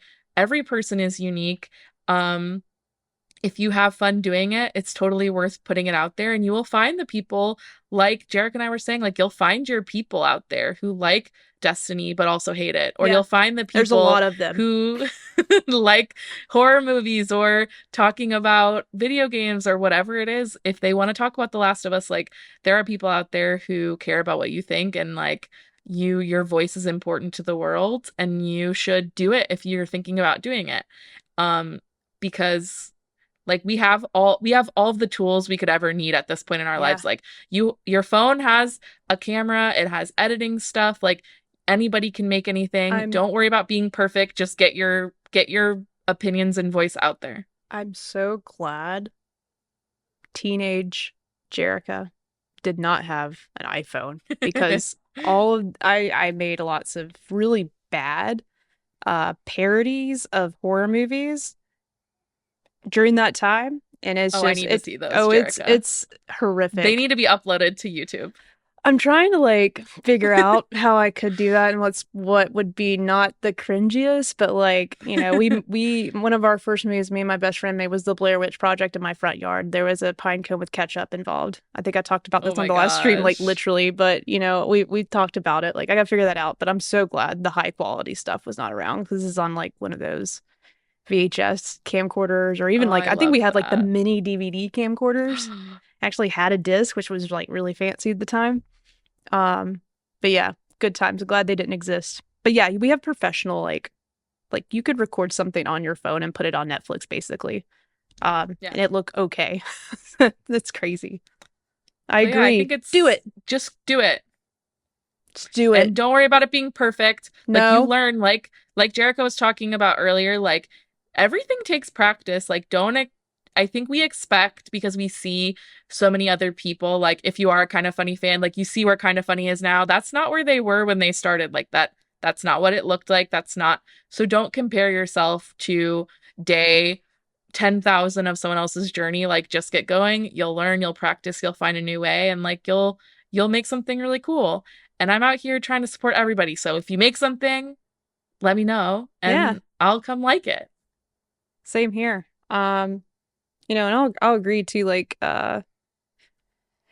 I don't know, like even if you're not like interested in like making the thing, I think the cool thing is that you get to find someone else to be your you can fan out with. And I think that's the another part of this, like just find your group. And I think we've got a few folks here just even in the chat like, hey, this is our group of folks. And um I also just love listening to people talk, and I'm once again so thankful to have you here and listening to your thoughts and opinions. But yeah, that's the other part of it too. Like you might just be lucky and already be here, but yeah, like let's just say like you can't, just hop into someone's stream and just be a listener or whatever. I'm getting tired now, so now my brain's just not it's just breaking. You know what I We'll mean? we'll wrap it up. We'll wrap it up. All right. So, Madeline, this is my favorite question, and it's taken us Oh, I'm so 2 excited. hours and some change, I think, to get here. Right at 2 hours. We're right at 2 hours.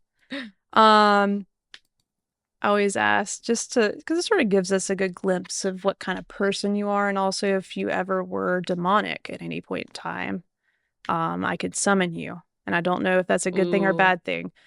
So, last question. If I had to summon you via black magic, what are 5 items I would need to complete the summoning of Madeline Stanley? Okay. Think you would need a can of Diet Coke, Nice. a, a PS4 copy of Until Dawn, Love it. you know, physical, not a digital download. I need the disc. Yep. Um, and maybe like a Disneyland churro or something, a God, you little got some Disneyland good snack. ones. Uh, Oh, then shoot. this one's like oddly specific, but a while back, Walmart put all of the Fast and Furious DVDs in a little commemorable tire, so you need that too. And then the last thing, ooh, this one's tough. What's my last thing? Maybe, maybe uh the Trader Joe's freezer chicken tiki masala meal because I eat like two of those a week. I love your list is really freaking good. It might be you almost summon me. That's where it's pretty close Amazing. because the Diet Coke was already like first thing. Like if I had to drink any soda, it's gonna have to be it's either a Fresca or a Diet Coke because I love Diet Coke. It just Oh, especially Fresca's like a I throwback. love Fresca. It is my jam. But I love Diet Coke and just cracking the can. And then if there is, I know it's not the best for the environment, but a foam cup with that ice, Diet Coke in a foam cup. That Oh, so I good. call it the Pizza Hut ice. Uh, I'm a goner. Like that just tastes so So good. good. Um, one of my friends also has the tire with the Need for Speed, not Need Yeah, for the real Speed. ones, no. What were we talking about? What's it called again? Fast and Furious? Thank you. That's what I meant. The cars, the fast cars and the tires. Yeah. And I think that's really cool. Um, Amazing. Madeline, we've reached the end. I hope you had a Yay, but good also time. sad. I know. Like, I hey, had a we great could time. do this more. Like, definitely if here's the thing. Me and Kayla are trying to figure out like a new schedule. We're trying to have a weekly thing, but we also want to play stream more stuff and we'd love to have you. So like I'll shoot you Yeah, I would love to be there. um some info on what we're playing, what we're interested in, and see if you want to hop in and join us. Because it's like we do, like the things that we stream together are always scary things. It's always something like that because that's we just like to watch each other freak out. So, Yes. but yeah, we'll have to do that sometime. If anyone wanted to find exactly not where you are, because that sounds creepy, but on the internet, how would they find you? Like looking around? Don't. There's no clues. Is someone here? Um, if you would like to hear more from me, you can find me almost everywhere on the internet at Mad Exposure. So you'll find me on Twitter, on Blue Sky now, because apparently people are over there. I'm on Yeah. Instagram if you want to see some of my photos. I'm on Twitch and I'm actually streaming tomorrow night or depending on when you're listening to this, Wednesdays. I stream on Wednesdays, usually around 6:30 Pacific time. Usually a spooky game as well. And then yeah, so definitely check me out on all those things. Twitch, definitely if you're already here on Twitch, pop on over to my channel at Mad Exposure. Give me a little follow. I would Do love it. to see you over there. Do it. I don't sing, but I like doing stuff like that. Well, it's been such a pleasure. Like I said, I'm gonna put your info everywhere when I post this episode so everybody can find you. Um, but yeah, it's time to crack open a Diet Coke. Do you have one? It sure is. Yeah, I'm gonna do that I too. don't have one nearby. Okay, well, I should have. We yeah, should have planned might this. no, maybe next time we'll have the Cokes ready to pop. Yeah. Well, thank you so much for being here. Thank you so much for having me. I had a great time talking with you, and let's do it again. Let's do it again. Until next time, everybody. I don't know why I looked over here like y'all can see me. I need to do this more. I don't talk to the camera. Goodbye, Actually, I chat. was thinking you do it Do it? well. Okay. Bye. Yeah, well, the chat was over here, and I always do that. I'm like, wait, they're over here. They're inside the camera. The people that are watching are in the camera. I have to remember that they're there. Bye. Bye, guys.